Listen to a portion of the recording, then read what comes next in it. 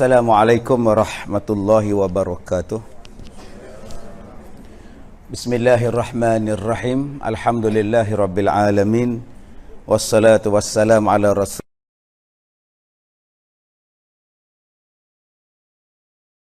Allah Ta'ala, a'udzu billahi minasyaitonir rajim. Iqtaraba lin-nasi hisabuhum wa fi ghaflatin mu'ridun. Sadaqallahul azim. Terima kasih saudara pengacara majlis yang saya hormati Tuan Hishamuddin bin Muhammad, yang saya hormati Puan Hafsah binti Muhammad Nur, yang dihormati Encik Muhammad Khairul Fahmi, dan seluruh warga, tuan-tuan dan puan-puan, mudah-mudahan dirahmati, diberkati oleh Allah Subhanahu wa taala. Bila disebut kepada kita azkuruni fazkurukum, bila kamu ingat kepada aku akan ingat kepada kamu. Ayat sebegini di dalam Al-Quran, tuan-tuan, ada banyak disebut. Washkuruli wa la takfurun, bersyukurlah kamu kepada aku dan jangan kamu kufur kepada aku. Kita sebut perkataan ingatlah kepada Allah dan Allah akan mengingati kamu.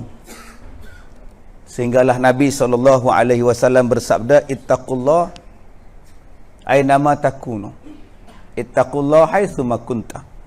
Banyak perkataan disebut, perkataan takutlah kamu kepada Allah di mana sahaja kamu berada. Takutlah kamu kepada Allah, kamu semua akan dikembalikan kepada Allah. Tuan-tuan, perkataan takut kepada Allah itu kita sebut sebagai perkataan takwa. Okey, orang Melayu kita menggambarkan takwa itu sebagai takut kepada Allah. Kalau kita ingat perkataan takwa ini disebut oleh Hamka dalam tafsirnya Al-Azhar, memberikan maksud yang lebih luas daripada takut. Cinta, kasih, ingat, rindu, ikhlas, itu adalah gambaran takwa. Tetapi kalau kita rujuk kepada Al-Quran, surah Ali Imran 133, 134, Allah Ta'ala menyebut ciri-ciri orang bertakwa dengan sangat jelas. Ciri-ciri orang bertakwa disebut oleh Allah di dalam surah Al-Baqarah ayat 3, disebut oleh Allah dalam surah Ali Imran ayat 133, 134. Kalau dalam surah Al-Baqarah Allah Ta'ala sebut alif lam mim zalikal kitabu la raiba fihi hudal lil muttaqin. Ada 3 ciri orang bertakwa. Alladzina yu'minuna bil ghaib wa yuqimunas shalah wa mimma razaqnahum yunfiqun. Yang dikatakan orang bertakwa itu ialah siapa? Orang yang percaya pada perkara-perkara gaib. Tak nampak pun syurga tapi percaya. Tak nampak pun neraka tapi percaya. Tak nampak pun malaikat tapi percaya. Ini dipanggil sebagai bertakwa. Yang kedua, ciri orang bertakwa ialah sembahyang. Dan yang ketiga, ciri orang bertakwa ialah menafkahkan harta yang dia dapat balik kepada jalan Allah. Ini ciri bertakwa. Tetapi dalam surah Al-Baqarah Allah Ta'ala tambah, dalam surah Ali Imran Allah tambah lagi ayat berkenaan dengan orang yang bertakwa. Wasari'u ila maghfiratin min rabbikum wa jannatin arduha as-samawati wal ardu u'iddat lil muttaqin. Dan bersegeralah kamu berbuat ibadat kerana Allah Ta'ala menyediakan kepada kamu syurga seluas langit dan bumi, dan disediakan bagi orang bertakwa. Siapa orang bertakwa? Allazina yunfiquna fis sarra wad dharra. Orang yang menafkahkan hartanya ketika senang, ketika susah. Wal kaziminal ghaiz, dan orang yang menahan marah di dalam hati. Wal afina 'anil nas, dan orang yang memaafkan orang lain. Wallahu yuhibbul muhsinin, dan Allah Ta'ala suka kepada orang yang berbuat baik. Ditambah lagi ciri-ciri takwa di dalam surah Ali Imran. Jadi tuan-tuan, bila kita sebut ingatlah kepada Allah, maknanya tuan-tuan bertakwalah kepada Allah. Kita boleh mati bila-bila masa, jadi bertakwalah kepada Allah. Jangan lupa kepada Allah. Kita boleh diambil, dijemput bila-bila masa. Tengah dengar ceramah pun boleh mati, tengah bagi ceramah boleh mati. Tapi Allah ni tuan-tuan, dia maha baik. Nak mati tu pun, berapa ramai orang yang mati sedang bawa kapal terbang. Allah jaga. Allah jaga tuan-tuan. Jarang pilot mati waktu bawa kapal terbang. Jarang driver bas mati tengah buat bas, di belakangnya ada penumpang. Allah sayang pada kita. Bayangkan tuan-tuan, kalaulah Allah ni tak sayang pada kita, dia buat sungguh, buatnya dua-dua pilot mati, saya tak erti bawah tuan. Sungguh tengok boleh. Pramugara tanya siapa boleh buat peterbang, saya geleng kepala tunduk, ngucap ramai lah kita.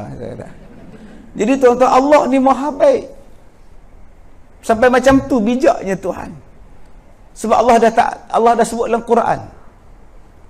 Subhanallazi sakhkhara lana hadza wa ma kunna lahu bimukrinin. Kita dah baca doa tu. Maha suci Allah yang mempermudahkan perjalanan aku. Maksud saya apa? Maksud saya ialah Allah Ta'ala atur semua, jangan takut. Allah Ta'ala atur tuan-tuan. Malah dalam diri kita pun Allah Ta'ala atur. Tuan-tuan tak payah nak ejah jantung, tak payah nak ejah buah pinggang, tak payah nak ejah pengaliran darah dalam badan kita, tak payah nak ejah keluar masuk udara kita, tak payah nak ejah kita punya usus, tak payah nak ejah buah pinggang kita, semua Allah aturkan.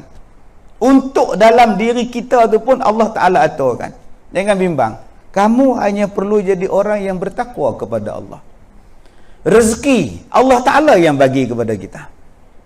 Jangan takut. Allah Ta'ala sebut dalam Quran, tak akan mati selagi mana Allah tak sebut mati. Tak akan mati kita ni. Sehinggalah Allah kata mati, baru mati. Jadi buat apa kita takut? Rezeki nak ada. Ustaz, saya kena buang kerja. Di mana? Kilang besi. Kerja kilang tembaga. Ada masalah apa? Kita hanya perlu jadi bertakwa, sebab rezeki akan datang pada orang yang bertakwa tanpa diduga. Wa may yattaqillah yaj'al lahu makhraja wa yarzuqhu min haitsu la yahtasib. Apa susah kita ni? Ustaz, apa? Saya sampai sekarang tak ada jodoh. Masalah ialah nak jodoh. Allah sayang pada kita. Berapa ramai yang ada jodoh tak bahagia kak? Saya ulang balik, Allah sayang pada akak. Berapa ramai yang ada jodoh tapi tak bahagia? Akak ingat akak ada jodoh, akak bahagia ke? Boleh tentu kak. Sekarang kak seorang lagi bahagia. Pergi Aeon senang, pergi Maiden senang, pergi Turki senang. Apa masalah? Tengok bola senang, malam-malam makan kambing grill senang.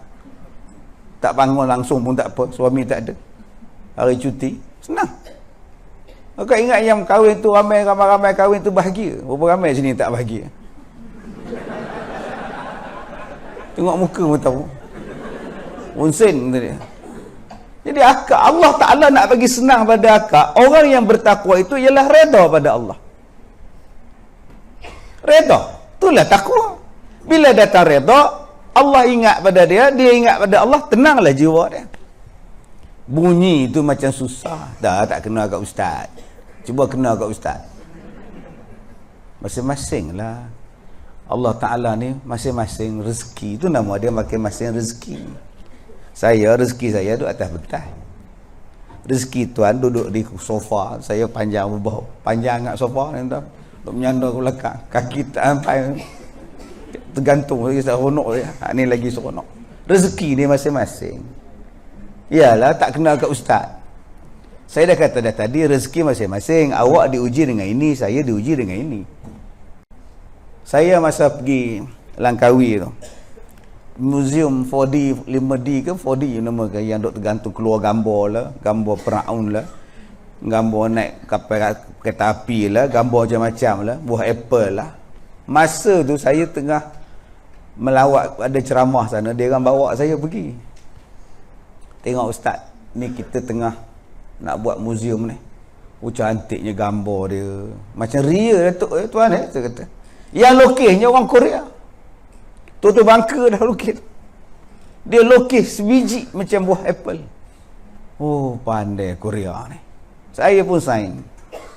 Ustaz Kazim Ilyas kalau dah jodoh. Awal-awal sekali saya orang yang sign kat whiteboard lawatan tu. Tak tahu dia orang Padang tidak nama saya tuan. Kemudian saya pun jalan datang satu bapa. Ustaz Kazim kah? Oh, loh duk tengok dalam TV ya. Dia panggil isteri dia ni. Ustaz Kazim saya, Ustaz Hai. Isteri lah kata, lah, tengok dalam TV cerah.